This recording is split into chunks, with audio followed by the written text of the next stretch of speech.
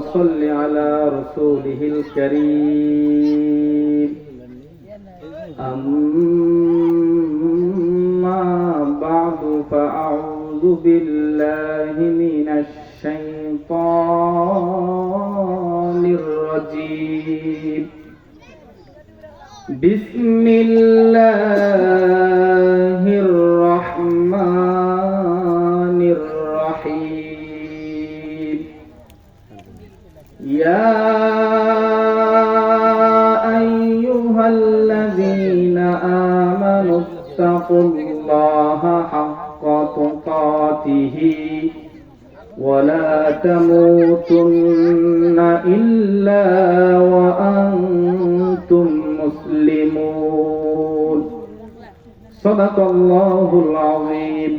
وقال النبي صلى الله عليه وسلم الدنيا سجن المؤمن وجنة الكافر أو كما قال عليه الصلاة والسلام إن الله وملائكته يصلون على النبي يا أيها الذين آمنوا صلوا عليه وسلموا تسليما اللهم صل على محمد وعلى آل محمد كما صليت على إبراهيم وعلى آل إبراهيم إنك حميد مجيد اللهم بارك على محمد وعلى آل محمد كما باركت على إبراهيم وعلى آل إبراهيم إنك حميد مجيد হে খোদা তুমি পরওয়ার হে খোদা তুমি পরওয়ার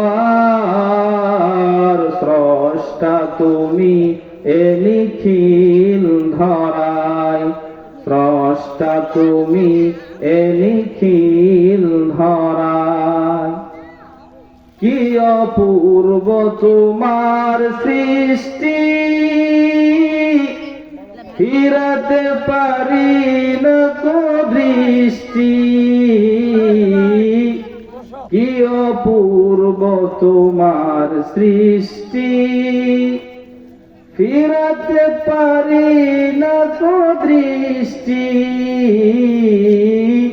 সিজদায় লুটিতাই চরণে তোমার সিজদায় লুটিতাই চরণে তোমার স্রষ্টা তুমি এ নিখিল ধরায় স্রষ্টা তুমি এ নিখিল ধরায় আলহামদুলিল্লাহ সমস্ত প্রশংসা আল্লাহ তাআলার জন্য যে রব্বে কারীম আমাদেরকে সুস্থ রেখে সুস্থ অবস্থায় জান্নাতি বাগানে আসার বসার যে আল্লাহ পাক সুযোগ তৌফিক দান করলেন আমরা দিল থেকে শুকরিয়া আদায় করি সকলে বলি আলহামদুলিল্লাহ। আমরা যেভাবে শুকরিয়া আদায় করলাম মনে হয় আল্লাহর প্রতি আমরা নারাজ। আমরা কি আল্লাহর প্রতি নারাজ নাকি? নারাজ। আল্লাহ শুকরিয়া সারা জীবন যদি কেউ গায় তারপর আল্লাহ তাআলার শুকরিয়া আদায় করে শেষ করতে পারবে নাকি? পারবে না।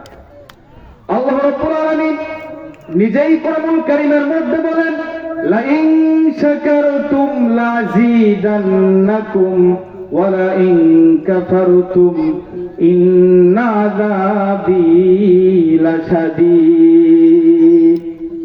আমার আল্লাহ বলেন কোন বান্দা যখন আমার নিয়ামত পায় আমার নিয়ামতের শুকরিয়া আদায় করে আল্লাহ বড় খুশি হয়ে যায়। আল্লাহ বলে বান্দা আমার নিয়ামতের শুকরিয়া আদায় করেছে আমি বান্দার নিয়ামতকে বাড়ায় দিলাম সুবহানাল্লাহ। আর যে বান্দা আল্লাহ পাকের শুকরিয়া আল্লাহ পাকের নিয়ামত ভক্ষণ করেন কিন্তু আল্লাহ পাকের শুকরিয়া আদায় করে না আল্লাহ পাক ওই বান্দার নিয়ামতকে চিনে নাই বলেন নাউযুবিল্লাহ। আল্লাহ পাকের শুকরিয়া আদায় করার দরকার আছে না নাই? আর একটু জোরে বলেন, দরকার আছে না নাই? আল্লাহর শুকরিয়া কেমন কেমন করে আদায় করবেন? আপনারা সকলে নাম শুনেছেন হযরতে মূসা আলাইহিস সালাতু ওয়াস সালাম। আপনারা নাম শুনেছেন হযরতে মূসা আলাইহিস সালাতু ওয়াস সালাম তুর পাহাড়ে আল্লাহ তাআলার সাথে সাক্ষাৎ করার জন্য যাইতেন, কথা বলার জন্য যাইতেন।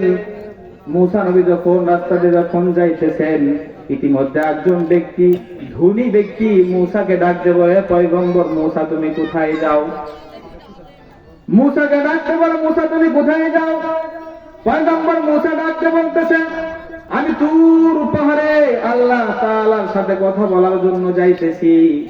ইতিমধ্যে ওই ধনী ব্যক্তি পয়গম্বর মূসাকে ডাকতে বলে, হে মূসা, যেহেতু তুমি আল্লাহ তাআলার সাথে সাক্ষাৎ করার জন্য যাইতেছ,